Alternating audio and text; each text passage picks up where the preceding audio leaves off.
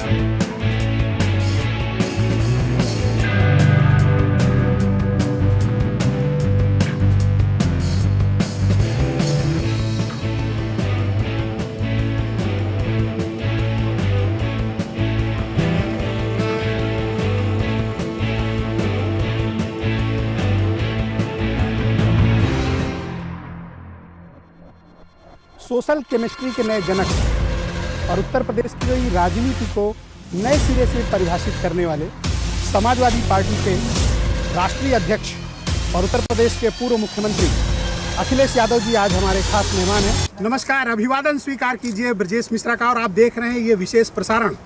उत्तर प्रदेश में चुनावी शंखनाद हो चुका है और उत्तर प्रदेश में इस बार मुकाबला बहुत ही दिलचस्प है। और बहनों भाइयों, मैंने आपसे पहले भी कहा था कि इस बार उत्तर प्रदेश का चुनाव सबके लिए शोध का विषय होगा कि यूपी का चुनाव इस बार सिर्फ एक प्रदेश का चुनाव नहीं है, बल्कि आप इसको एक राष्ट्रीय चुनाव के तौर पर देखें। और उत्तर प्रदेश में इस बार मोस्ट डिमांडिंग, बहुत बहुत स्वागत आपका। बहुत बहुत धन्यवाद। तो इस वक्त हम लोग इकाना स्टेडियम में मौजूद हैं। तो जब आप ये बनवा रहे थे तो क्या विजन, क्या थॉट था और ये कैसे दिमाग में आया कि ये स्टेडियम बनाना है? जिस समय स्टेडियम का और इतने स्पोर्ट्स कॉम्प्लेक्स का बनाने का सोचा, मैंने ये चाहा कि सबसे बेहतरीन बने और वर्ल्ड क्लास बने और इंफ्रास्ट्रक्चर अगर ऐसा हो जहाँ पर वर्ल्ड क्लास का इंफ्रास्ट्रक्चर दिखे। इससे पहले मुझे याद है मैं लॉर्ड्स का स्टेडियम देख करके आया था और जब मैंने लॉर्ड्स का स्टेडियम देखा तो वहाँ पर बहुत सारी जानकारी, बहुत सारे इतिहास बताया गया। जब मैं ये बना रहा था, हाँ, इंस्पिरेशन वहाँ से नहीं, लेकिन मैं ये कह सकता हूँ कि एक वो स्टेडियम अच्छा देखा जो जिसके पास एक हिस्ट्री है, बहुत बड़ी हिस्ट्री है, नो डाउट, और हेरिटेज वो मेंटेन करके रख रहे हैं। लेकिन क्रिकेट बहुत लोकप्रिय है यूपी में और भारत में। और यूपी जैसा प्रदेश जहाँ इतनी बड़ी आबादी हो, हमारे क्रिकेट खिलाड़ी क्यों ना बने, या यूपी में इंटरनेशनल मैचेस क्यों ना हो।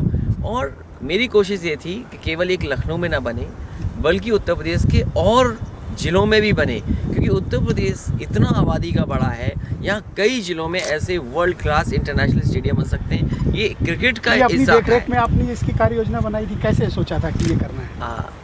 क्योंकि क्रिकेट लोकप्रिय है और क्रिकेट का स्टेडियम मैंने क्रिकेट। पर आप तो क्रिकेट कम खेलते हो, फुटबॉल ज़्यादा खेलते हो, तो क्रिकेट का पहले क्यों बनवाया? नहीं, एक समय था कि मैं क्रिकेट खेलता था, क्योंकि उम्र ज़्यादा हो जाने की वजह से लेदर से नहीं खेल सकते हैं, इसलिए मैं टेनिस बॉल का क्रिकेट खेलता था। मुझे याद है जब सरकार थी तो अधिकारियों के साथ भी खेलते थे हम लोग। हाँ, काफ़ी खेलते थे।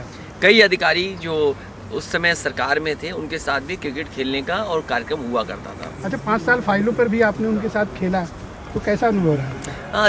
अब क्योंकि अधिकारी वो होते हैं जो, कुछ अधिकारी अच्छे होते हैं, सरकार किसी की भी रहे उनका संबंध खराब नहीं होता, लेकिन कुछ अधिकारी ऐसे होते हैं जिनके बारे में मैं कहता हूँ IAS का मतलब है इंडिविजुअल आफ्टर सरकार।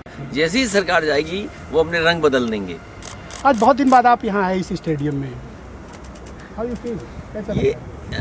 ये स्टेडियम समथिंग कुछ बनाया, ये स्टेडियम मुझे इसलिए अच्छा लगता है यहाँ। ये स्टेडियम इसलिए भी अच्छा लगता है कि इसमें मुझे खुशी है कि T20 का मैच हुआ था, और जब T20 का मैच हुआ, अंतर्राष्ट्रीय स्तर का मैच था, उस समय के जो क्रिकेट कमेंटेटर थे और जो उस समय कमेंट्री कर रहे थे, कुछ लोगों ने ये भी कहा कि शायद इतना अच्छा इंफ्रास्ट्रक्चर नहीं था जो देखने को मिला। मुझे आप याद है वहीं सेकंड फ्लोर पे बैठे? हाँ, मैं इसी पे बैठा था, मैं सेकंड फ्लोर में था और यहाँ से मैंने मैच देखा था काफ़ी देर तक। और ये मैच और भी होते, उस समय रुक गए, कोविड, कोरोना ये सब आया, लेकिन लखनऊ में अंतर्राष्ट्रीय क्रिकेट के मैचेस होते रहते तो शायद इस स्टेडियम की रौनक बढ़ती, इस शहर का नाम बड़ा होता, उत्तर प्रदेश का नाम और बड़ा होता। तो आइए कुछ अब पॉलिटिक्स की चर्चा कर लीजिए। मोस्ट अवेटिंग उत्तर प्रदेश में चुनाव हो रहा है, और अगर आप चुनाव जीतते हैं, मुख्यमंत्री बनते हैं, आपकी सरकार बनती है, तो मैं ये जानना चाहता हूँ और उत्तर प्रदेश के लोग जानना चाहते हैं कि अगले 5 साल के लिए आपका विजन क्या है, क्या लक्ष्य लेकर, क्या किस तरह का नया उत्तर प्रदेश आप चाहते हैं? देख, कुछ चीज़ें तो हम लोग अभी कह चुके हैं, जैसे समाजवादी सरकार में लैपटॉप बटा था, इस बार भी बच्चों की आगे पढ़ाई करने के लिए लैपटॉप बटेगा। पुरानी पेंशन एक बड़ा सवाल है कर्मचारियों का, और समय समय पर इन्होंने कई पॉलिटिकल पार्टी, कई सभाओं में, कार्यक्रमों में इन्होंने मांग रखी है, अपने कार्यक्रम करके मांग रखी है। सरकार से भी मांग रखी थी कि उनकी पुरानी पेंशन बहाल हो कर्मचारियों की, लेकिन इस सरकार ने नहीं सुना। समाजवादी हम लोगों ने भरोसा दिलाया है कि जिस समय समाजवादी सरकार बनेगी, पुरानी पेंशन बहाल होगी, उत्तर प्रदेश के घरेलू बिजली के बिल कम होंगे और 300 यूनिट फ्री बिजली दी जाएगी। साथ ही साथ बहुत सारे और योजनाएं जो हम लोग अपने घोषणा पत्र में लेके आएंगे कि उत्तर प्रदेश विकास के रास्ते जाए, उत्तर प्रदेश की प्रगति हो, उत्तर प्रदेश खुशहाली के रास्ते पे जाकर के कम से कम इंफ्रास्ट्रक्चर में यहाँ का बिजली की व्यवस्था, स्वास्थ्य की व्यवस्था, सड़कों का इंतज़ाम ये बेहतर हो और कम से कम दूसरे प्रदेशों से अच्छा हो। मैं इस पर भी भरोसा दिला सकता हूँ कि कहीं भी किसी तरह का किसी के साथ भेदभाव नहीं होगा, किसी जात के आधार पर भेदभाव नहीं होगा और ना धर्म के आधार पर भेदभाव होगा। जो अच्छे लोग हैं, चाहे वो अधिकारी हों, कर्मचारी हों या किसी वर्ग के लोग हैं, उन्हें ज़्यादा से ज़्यादा काम करने का मौका देगी सरकार। ये ब्राह्मण उत्पीड़न के मुद्दे पर आप काफ़ी कई बार मुखर रहे, और अभी मैंने देखा पिछले महीने आप परशुराम मंदिर का उद्घाटन करने भी गए थे, तो ये कैसे? ये भगवान परशुराम और भगवान परशुराम का आशीर्वाद लेने, और क्योंकि बड़ी संख्या में जो हमारी पार्टी से जुड़े लोग हैं, क्योंकि बीजेपी आरोप लगाती है, हमारे माता प्रसाद पांडे हमेशा स्पीकर रहे, बड़ी संख्या में कैबिनेट मिनिस्टर रहे, नेताजी के साथ कई वरिष्ठ अधिकारी हमेशा सरकार में रहे, मैं जब सरकार में था तो हमारे साथ भी वरिष्ठ अधिकारी रहे। तो ये आरोप जरूर लगता है, लेकिन ये सच्चाई नहीं है। और हम तो कन्नौज जैसी जगह पर जीत करके आते हैं, वहाँ काम किया है, यहाँ जनेश्वर मिश्र जी का सबसे बड़ा पार्क बना है, उन्हीं के सम्मान में बना है। ये भी तो हो सकता है कि उस कम्युनिटी का वोट पाने के लिए आप ये सब कर रहे हैं? नहीं, समाजवादी पार्टी कभी ये कोशिश नहीं करती है कि किसी जाति विशेष के लिए काम करें जिससे हमें वोट मिल जाए। जो जिसका हक है, अगर ब्राह्मण समाज के लोगों को सम्मान देना है और अगर सम्मान उनके हक है उनका, तो सम्मान देने की काम करती है पार्टी। कल जाटों की एक पंचायत बुलाई थी होम मिनिस्टर ने, आपने देखा उस? मैंने देखा और उसमें सुना। जयंत को इनवाइट भी किया गया, हालांकि जयंत ने रिफ्यूज कर दिया। पर पश्चिम में आप देख रहे हो कि माहौल बदल रहा है। ये भारतीय जनता पार्टी की घबराहट है, और भारतीय जनता पार्टी की घबराहट है, इसलिए वो असली मुद्दों पे बहस नहीं करना चाहते हैं। वहाँ के किसानों को वो सब याद है कि कीलें कब लगाई गई थी, बोल्डर्स कब लगाए गए थे, उन पे कितनी पानी मारा गया था, कितना अपमानित होना पड़ा था। ट्रैक्टर ले जा रहे थे तो एफआईआर हो रही थी, ट्रैक्टर को डीजल नहीं मिल रहा था, खाद नहीं मिली, बकाया अभी भी है। तो वहाँ के किसानों को ये सब याद है, इसीलिए वहाँ के किसानों ने कहा है कि इस बार ये उनके मान सम्मान का चुनाव है।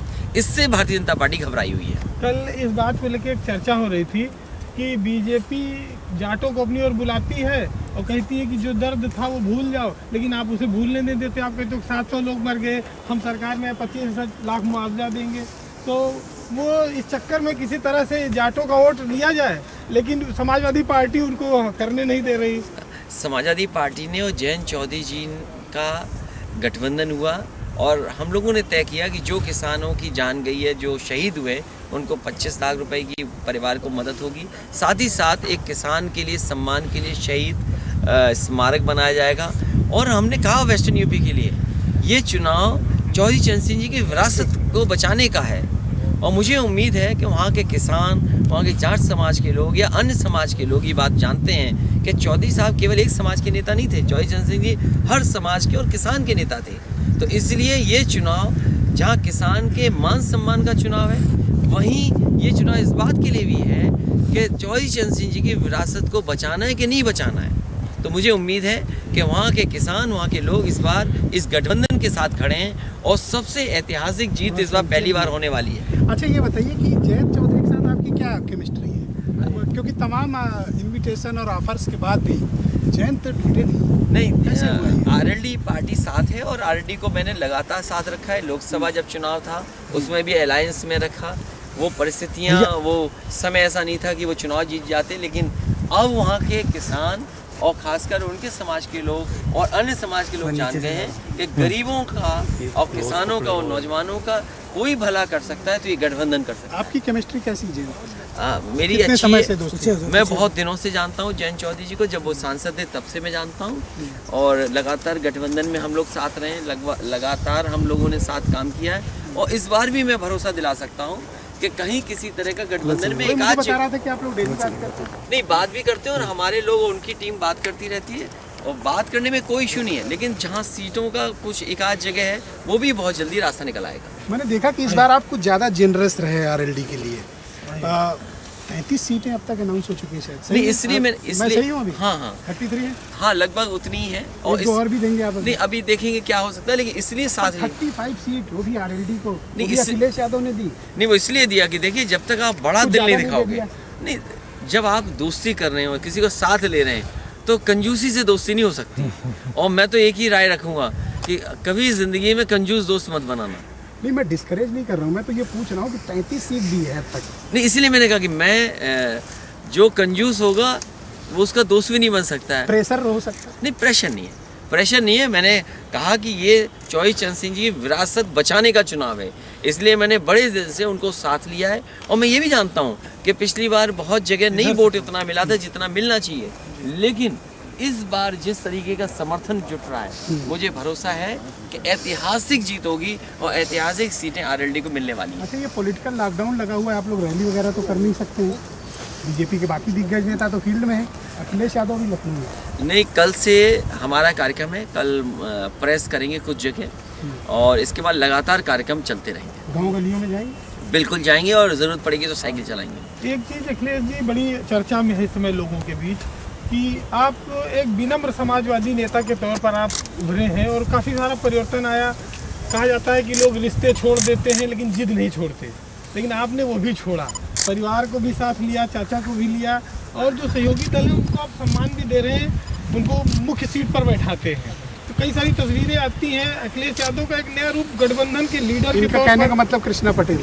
अब ये मेरी कोशिश है कि सभी दलों को साथ लाएं और अगर कोई सम्मान से और सम्मान जिसके हक में उनको देना चाहिए, सभी दलों को इसलिए साथ ला रहे हैं कि वो भी लगातार अपने समाज की लड़ाई लड़ रहे हैं और इधर भारतीय जनता पार्टी ने उनको साथ कई बार लिया, उनके साथ धोखा भी किया। मुझे उम्मीद है कि इस बार समाजवादी पार्टी के साथ आकर के उनको जो वो अपने समाज की लड़ाई लड़ रहे हैं उसको पूरा करने में हम लोग उनकी मदद करेंगे। शिवपाल जी को आप लेकर आए, वापस आ गए, आपने टिकट दे दिया, क्या बात है? नहीं, अच्छा हुआ कि थी नहीं, अच्छा हुआ कि वो भी साथ आ गए, क्योंकि अक्सर चर्चा होती थी कि उन्हें साथ लाया जाए, उन्हें जोड़ा जाए। तो इस बार मैंने लोग आपको यही सलाह देते थे कि चाचा को साथ ले लें।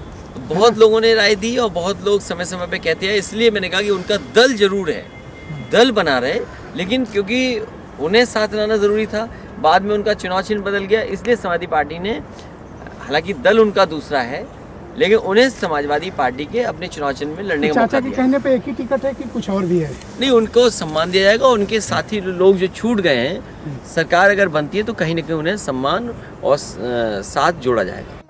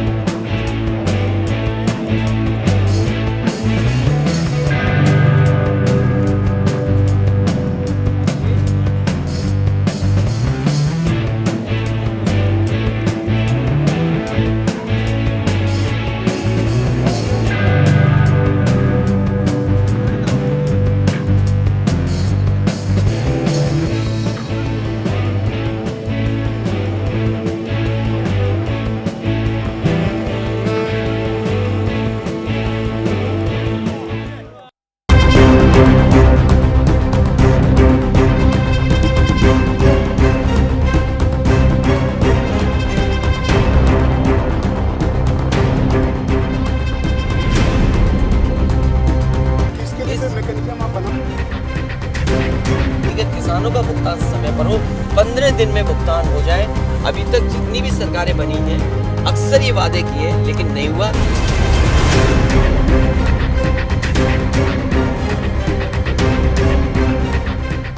देखिए, बीजेपी के 3 सरदार आप पकड़ के लाए और 14 उनके छोटे सरदार मतलब एमएलए। आपके घर से अपर्णा यादव को? देखिए, जो जाना था उसको कोई रोक आपको नहीं पता था ये कि ऐसा होने वाला है? सकता। आहट तो रही होगी। मुझे कुछ लोग बताते थे कि ऐसा ऐसा होगा, लेकिन मैं भरोसा नहीं करता था। और इसलिए भरोसा नहीं करता था कि नेताजी लगातार समझा रहे थे। नेताजी ने कहा कि इनको सम्मान देना, मैंने कहा मैं ज़रूर सरकार बनने पर सम्मान दूंगा, लेकिन चुनाव भी नहीं लड़ा सकता। ये बात मैंने नेताजी के जन्मदिन पे कहा था। और भारतीय जनता पार्टी तो परिवारवाद के खिलाफ रही है, तो मुझे खुशी है इस बात की कि कम से कम हमारे परिवारवाद को कम कर रहा है। मीटिंग भी आपकी हुई थी, उसमें आपने ये क्लैरिटी दी थी? मेरी मीटिंग भी उसमें मैंने यही कहा था कि देखिए, अभी चुनाव मैं नहीं लड़ा सकता हूँ, लेकिन आने वाले समय में अगर मुझे एडजस्ट करना पड़ेगा तो मैं कर दूंगा, क्योंकि चुनाव में ज़रूरी नहीं कि आप जीत जाएं। अच्छा, अगर आप मुख्यमंत्री बनते हैं, सबसे पहले 5 काम वो कौन से होंगे जो आप मुख्यमंत्री बनते ही सबसे पहले करेंगे? देखिए, जो हमारा घोषणा पत्र है उसमें सबसे प्राथमिकता एक तो डेट बता दो आपकी, ये घोषणा पत्र आएगा कब? ये मिस्ट्री होती जा रही है। मैं इसलिए नहीं ला रहा हूँ कि मैं देखना चाहता हूँ कि भारतीय जनता पार्टी क्या झूठ और बोलेगी, तो उनके घोषणा पत्र का मैं इंतजार कर रहा हूँ। पर आप पहले तो ऐसे नहीं थे। नहीं, पहले तो आप खुला खेल खेलते थे। नहीं, मैं इसलिए इंतजार कर रहा हूँ कि वो देखें क्या देते उत्तर प्रदेश की जनता को, और जो पिछले संकल्प पत्र में दिया था उन्होंने, उसके बारे में क्या कहते हैं, क्योंकि जो पुराना संकल्प पत्र था वो पूरा नहीं किया उन्होंने। नया लेकर के आएंगे तो मैं जानना चाहूँगा क्या लेकर के आ रहे हैं नया। अच्छा, 5 साल ये पूरा आप अपोजिशन में रहे, एक चीफ मिनिस्टर 12 to 17, 17 से 22 अखिलेश यादव लीडर अपोजिशन। हर तरीके के लोग देखे आपने, माहौल देखा, लोगों के बदले हुए चेहरे देखे, लोगों को तमाम अनुभव आपको हुए होंगे। क्या सीखा आपने अपोजिशन लीडर के तौर पर? चीफ मिनिस्टर के तौर पर तो बहुत चीज़ें देखी होंगी, जब अपोजिशन में आए तो इन 5 सालों में क्या क्या सबक लिया, क्या सीखा, लोगों को बदलते देखा तो क्या कैसा लगा? देखिए, मैं नेताजी साथ बहुत दिनों से रह रहा हूँ, और राजनीति के उतार चढ़ाव नेताजी के साथ साथ मैंने भी देखे हैं। कभी सरकार में मैं कॉलेज स्कूल में रहता था, सरकार नहीं रहती थी तब भी कॉलेज में रहता था, तो ये उतार चढ़ाव तो मैंने देखे। लेकिन सच्चाई ये है कि जो अच्छे लोग हैं, जिनसे संबंध अच्छे हैं, वो हमेशा अच्छे रहते हैं और उनसे संबंध हमेशा रहते हैं। और जो बदलने वाले लोग हैं वो हमेशा बदलेंगे, आप उनको रोक नहीं सकते। और ये देखने को मिलता है कि हमेशा अनुभव मिलता है। अगर आप सरकार में नहीं हैं तो अलग अनुभव है, सरकार में है तो आपका अलग अनुभव है, लेकिन अच्छे लोग कभी नहीं बदलते। लेकिन मुझे आप बताओ कि जब आप ये देखते हो कि जिनको आप बहुत मानते थे या जिनके साथ बड़ा वक्त बिताते थे, उनके बदले हुए चेहरे देख के दुख हुआ? नहीं, अब दुख नहीं होता, क्योंकि पता लग गया कि वो मतलबी थे, इसलिए मतलबी के बारे में क्या दुख होना। अच्छा, फिर मुख्यमंत्री बनने का मौका मिला तो वो लोग फिर घेरेंगे आपको? इस बार भी स्पेस होगा उनके लिए? ये जितने अधिकारी इस तरह के होते हैं वो कभी नहीं चाहते कि अधिकारी बोला ही नहीं ना, क्योंकि अधिकारियों को इसलिए बोलता हूँ मैं, वही लोग हैं जो सबसे ज़्यादा अपनी लॉयल्टी बदलते हैं। उनकी लॉयल्टी केवल सरकार के लिए है, और जब आप रह देंगे तो कहेंगे हम आपसे लॉयल हैं, लेकिन वो सरकार के लॉयल बन करके काम करते हैं। तो आपने कुछ ऐसे चिन्हित किए? ऐसे चिन्हित तो जरूर होगा, ऐसे कुछ चिन्हित है। आपका स्वभाव है चिन्हित? नहीं, इस बात चिन्हित जरूर है, ऐसे लोग करीब नहीं आ पाए। अच्छा, बीरेन जी की एक बड़ी दिलचस्पी कि आपने एक ईमानदार लोगों की कुछ लिस्ट बनाई है। ये जानना चाहते हैं कि ये ईमानदारी की लिस्ट में है? नहीं, देखो इन्होंने तो नहीं, बीरेन जी तो लड़े हैं और लगातार नहीं, ये अलग कोई सूची है नहीं। मैं उस सूची को आपके साथ नहीं जोड़ सकता, क्योंकि आप लोग लड़े हो, लंबे समय तक लड़ना पड़ा है। लेकिन ये भी चर्चा है आजकल की आपके यहाँ पार्टी में कुछ अच्छे शब्द चल रहे हैं, जैसे ईमानदारी जिसको कह दो वो बुरा मान जाता है, आप जिसको ईमानदार ये क्या मतलब है? ये आपने क्यों चुना इसको? जो है भाई, आप ये भी तो कह सकते थे गोदी मीडिया, ये ईमानदार वाला वर्ड क्यों बोला? वो समय था, वो उस समय बात आ गई इसलिए मैंने कह दिया।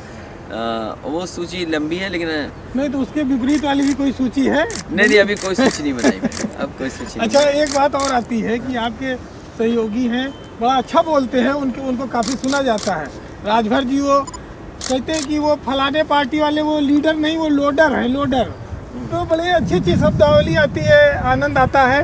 क्या राजभर जिस तरह से अटैक बोलते हैं, उनका समाज उनके साथ आपने तो सराहली भी की, क्या आपने देखा, आपने गठबंधन किया उनसे? सबसे पहले ओम प्रकाश राजभर जी के साथ गठबंधन हुआ था। हालांकि आरएलडी से हमारा लगातार चल रहा था, संजय चौहान जी के साथ लगातार चल रहा था, महान दल को साथ लेकर के आए थे कृष्णा पटेल जी, बाद में उनका गठबंधन हुआ। लेकिन जो सबसे बड़ी रैली शुरुआती दौर में, जब चुनाव माहौल बन रहा था गाजीपुर। तो ओम प्रकाश राजभर जी के साथ मऊ में सबसे पहला कार्यक्रम हुआ, मऊ में। और वहाँ से जो शुरुआत हुई, क्योंकि अगर हम याद करें पीछे तो ओम प्रकाश राजभर जी थे जो पहले बीजेपी में चले गए थे, तो उनका समाज है। फिर हमने राम अचल राजभर जी को साथ लिया।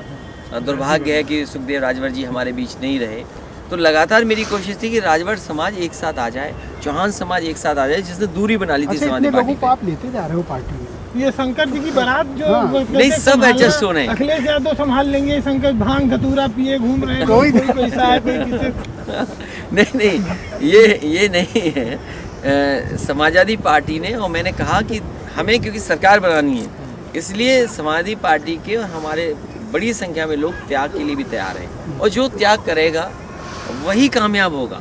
और मेरी कोशिश रही है कि सभी को एडजस्ट कर लें, और एडजस्ट भी हो गए, और जो अभी एडजस्ट नहीं हो पाएंगे उनको भविष्य में उनका सम्मान किया जाएगा। अच्छा, चीफ मिनिस्टर कई बार बड़े पर्सनल रिमार्क आप पे करते हैं, क्योंकि जो पहलवान हारने लगता है लड़ाई, वो इसी तरह का बिहेव करता है। क्योंकि उत्तर प्रदेश की जनता अब उन्हें हटाने जा रही है, और भारतीय जनता पार्टी को हटाएगी इस बार, और भारतीय जनता पार्टी ने बहुत धोखा दिया है जनता को। पर वो तो क्लेम कर रहे हैं कि 300 सीटें बीजेपी ला रही है। अगर 300 सीटें ला रहे होते तो बताइए 250 हमारे किसान और जाट समाज के लोगों को अलग बैठक करना पड़ रहा है। देश के होम मिनिस्टर को गली गली जाना पड़ रहा है। देश के होम मिनिस्टर अपना संकल्प पत्र नहीं बता रहे हैं। बीजेपी के बड़े नेता अपना संकल्प नहीं बता रहे हैं। उन्हें कम से कम ये बताना चाहिए कि उनकी सरकार में क्या क्या काम हुआ है। महंगाई की जिम्मेदारी है, बेरोजगारी की जिम्मेदारी है, किसान की बर्बादी की जिम्मेदारी है। कोई बड़ा काम नहीं सरकार कर पाई यहाँ यूपी में। कम से कम कोई बड़ा काम तो करते जनता के लिए। तो आपका होना चाहिए कि अचीवमेंट वर्सेस अनाउंसमेंट जो आप कर रहे हैं। नहीं, अनाउंसमेंट के साथ साथ पर आपने कभी पूछा सरकार से कि आपके अचीवमेंट्स क्या हैं? मैंने कई बार कहा कि कम से कम सरकार बताए कि उन्होंने क्या काम कर करके दिखाया। अगर ये स्टेडियम हम लोगों ने बनाया तो वो बताएं कि इससे बड़ा स्टेडियम कहाँ बनाया उन्होंने तो केवल नाम बदल दिया। या मेट्रो, मुख्यमंत्री ने कहा कि वो गोरखपुर में लाएंगे, 4.5 साल हो गए मेट्रो नहीं ला पाए। कानपुर में वही मेट्रो चली जो समाजवादियों ने दी, आगरा में वही मेट्रो का काम चला जो समाजवादियों ने दी, बनारस को दिया था मेट्रो, वो शुरू नहीं कर पाए। रिवर फ्रंट यहाँ बना था। ये रिवर फ्रंट एग्जाम्पलरी काम होता। मुझे याद है 1983 के बाद से लगातार कोशिश हुई है। गंगा एक्शन प्लान पहला, उसमें ये तय था कि सभी नाले बंद कर दिए जाएं, कोई गंदा नाले का पानी नदियों में ना जाए। और एक एग्जाम्पल दी लखनऊ में कि गोमती में साफ सुथरी रहेगी, पानी बहेगा। वो काम रोक दिया इन्होंने। गंगा सफाई कहाँ की इन्होंने? वरुणा में काम चल रहा था, वो रोक दिया इन्होंने। तो उत्तर प्रदेश में डबल इंजन की सरकार बहुत काम कर सकती थी, लेकिन इन्होंने काम नहीं किया, इसीलिए जनता नाराज है। एक चीज पे वो कहते हैं कि हमने कानून व्यवस्था अच्छी की, महिलाएं रात में भी घूम सकती हैं। 12 बजे होगी। ये बोलने की बातें हैं, ये इतनी बोलने की बातें हैं कि केवल ये बोल रहे हैं। आज जब हम और आप लोग बात कर रहे हैं तो बगल के ज़िले में शराब की वजह से न जाने कितने लोगों की जान चली गई। सबसे ज़्यादा फर्जी शराब का काम चल रहा है यहाँ पर, और बड़े पैमाने पे लोगों की जान गई है।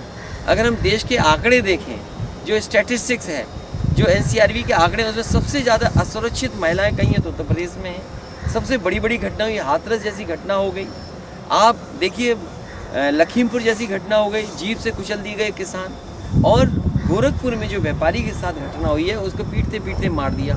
सबसे ज़्यादा कस्टोडियल डेथ हैं। सबसे ज़्यादा नेशनल ह्यूमन राइट कमीशन ने नोटिस दिए यूपी को सरकार को। सबसे ज़्यादा फेक इनकाउंटर यूपी में हुए। तो कौन सी कानून व्यवस्था की बात कर रहे हैं आप? अगर मुख्यमंत्री बनते हैं, आपकी सरकार बनती है, तो जितनी बातें अभी आपने गिनाई, इनकी जवाबदेही कौन तय करेगा? फिर आप सुनिश्चित करोगे, आप एक्शन लोगे उन लोगों के खिलाफ, उन अफसरों पे? बहुत सारे परिवार हैं जिन्होंने समय समय पर नेशनल ह्यूमन राइट कमीशन या कोर्ट में गए हैं कि उनके परिवार के लोगों के फेक इनकाउंटर्स हुए हैं। तो कम से कम ऐसे फेक इनकाउंटर्स की जांच होनी चाहिए। तो आप कराएंगे? बिल्कुल, मैं कराऊंगा। और अगर किस मेथड? क्यों नहीं करा सकते जांच? मेथड क्या होगा? नहीं, वो सरकार जांच हो सकती है, SIT बनाएंगे, मैं समझता हूँ। STF से कराएंगे जो खुद नहीं, STF से तो देखिए, STF की जांच कौन करेगा? STF ही कई घटनाओं में जिम्मेदार है। STF पे भी उंगली उठी है। इसलिए सरकार बनने पर मैं भरोसा दिलाता हूँ कि निष्पक्ष और कानूनी तौर पर उन तमाम फेक इनकाउंटर्स या लोगों के साथ जो धोखा हुआ है या घटनाएं हुई, उनकी जांच होगी। अगर सरकार बनाते तो कितने दिन के भीतर ये जस्टिस आप इंश्योर करेंगे? मैं समझता हूँ सरकार बनने के बाद लॉ एंड ऑर्डर बेहतर हो, उसके लिए काम, चाहे हमें बड़े बड़े एक्सपर्ट लेना पड़े। मुझे याद है डायल 100 बनाने में एक्सपर्ट लिया गया था। आपके पुलिस मुख्यालय बनाया तो एक पुलिस को एक जगह बैठ कर के बेहतरीन काम कर सकें, उसके लिए काम किया था। इसी तरह से अगर लॉ एंड ऑर्डर में हमें अलग से कुछ लोगों को रखना पड़ा जो एक्सपर्ट होंगे, जो ऑब्जर्व करेंगे कि आखिरकार लॉ एंड ऑर्डर चल रहा है ठीक कि नहीं चल रहा है, वो भी काम करेंगे जिससे कि उत्तर प्रदेश का लॉ एंड ऑर्डर बेहतर हो। कैसी रहती है दिनचर्या, कैसे कुछ अपने लिए वक्त निकाल पाते हैं? अभी केवल सुबह वॉक कर पा रहा हूँ और इसके अलावा कुछ ठीक है।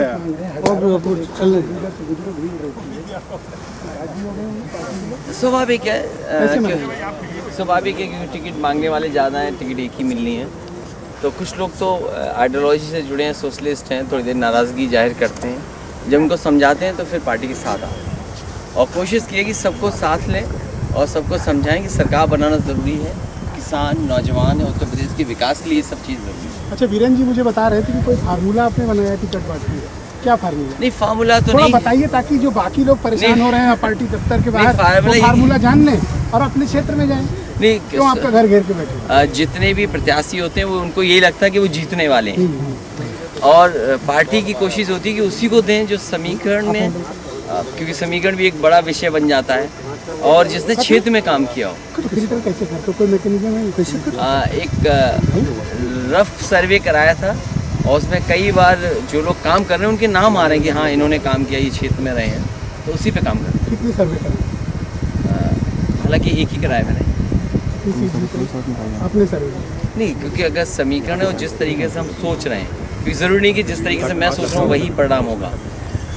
जिस तरीके से भारतीय जनता पार्टी से नाराज़ हैं, आज राजभर उनसे खिलाफ है, चौहान समाज उनसे खिलाफ है, किसान खिलाफ है, नौजवान अपमानित हुए हैं, नौजवान खिलाफ हैं, व्यापारी दुखी हुआ है, कोरोना में लोगों की जान गई है, विकास ठप रहा, अर्थव्यवस्था ठप रही।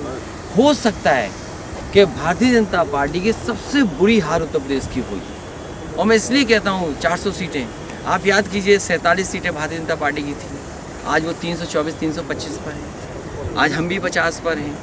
जिस तरीके से जनता नाराज है इनसे, इनका कोई वर्ग ऐसा नहीं जो इनसे संतुष्ट हो, तो हो सकता है बुरी हार होगी, सबसे बुरी हार उत्तर प्रदेश में भारतीय जनता पार्टी की होने जा रही है। ओवर कॉन्फिडेंस नहीं, ओवर कॉन्फिडेंस नहीं है ये। किस आप देखिए इनके विधायक अपमानित हो रहे हैं, चाहे कानपुर का विधायक हो, इनके सांसद कूटे जा रहे हैं, इनके लोग दौड़ाए जा रहे हैं, पीटे जा रहे हैं, घुस नहीं पा रहे हैं, अपमानित हो रहे हैं। ऐसा कभी नहीं हुआ लोकतंत्र में कि विधायक गाँव में न घुस पाए, वो जवाब न दे पाए।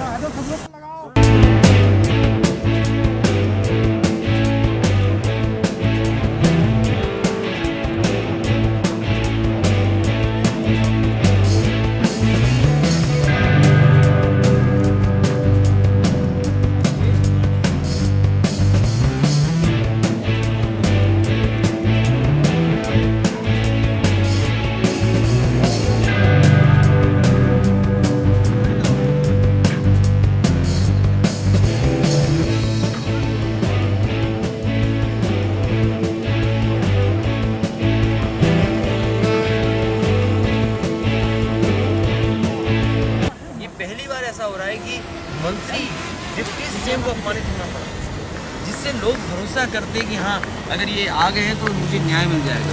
सोचिए डिप्टी सीएम को अपमानित हुआ, जनता इन पर भरोसा नहीं कर रही है, ये न्याय भी दिला पाए, इसलिए अपमानित हो रहे हैं। समापन करें। आज तो चर्चा में बहुत ज़्यादा है कि पहले कहा जाता था कि अखिलेश यादव सरकार में 4.5 मुख्यमंत्री हैं, अब लेकिन ये जब से टिकट वितरण शुरू हुआ है चर्चा है कि सब वहाँ वन मैन आर्मी है, एक ही, अब कहीं आपको जाने पर समाधान नहीं मिल सकता है।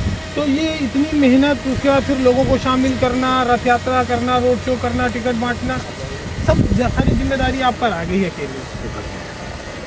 देखिए ये केवल प्रचार था पहले भी, और मैं ये भरोसा दिलाता हूँ कि अगर जनता ने मौका दिया तो उत्तर प्रदेश को वर्ल्ड क्लास इंफ्रास्ट्रक्चर और उत्तर प्रदेश में सबसे बेहतर काम करके दिखाएंगे, बिना भेदभाव, कोई भेदभाव नहीं होगा किसी तरह का, चाहे जात का, धर्म का हो।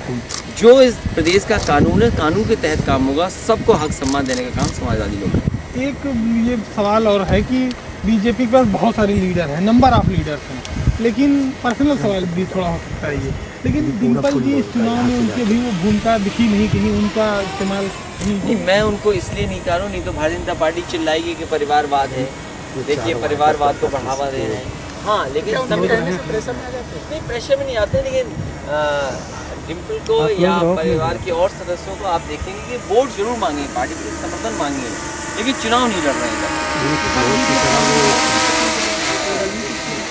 यही है कि क्यों ज़्यादा लोगों को लड़ाएं।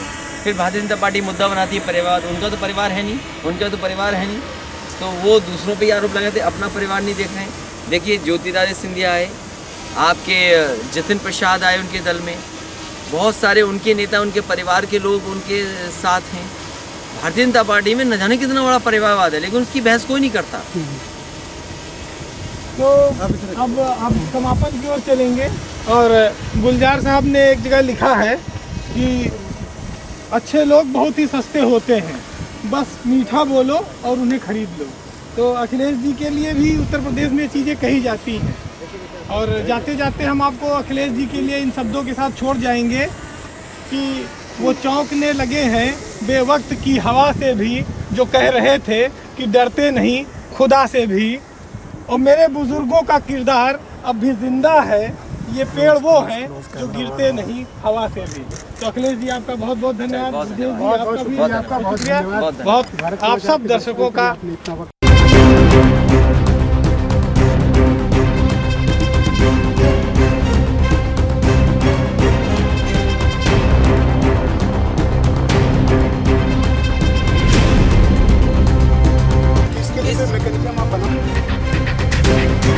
किसानों का भुगतान समय पर हो, 15 दिन में भुगतान हो जाए। अभी तक जितनी भी सरकारें बनी हैं, अक्सर ये वादे किए, लेकिन नहीं हुआ।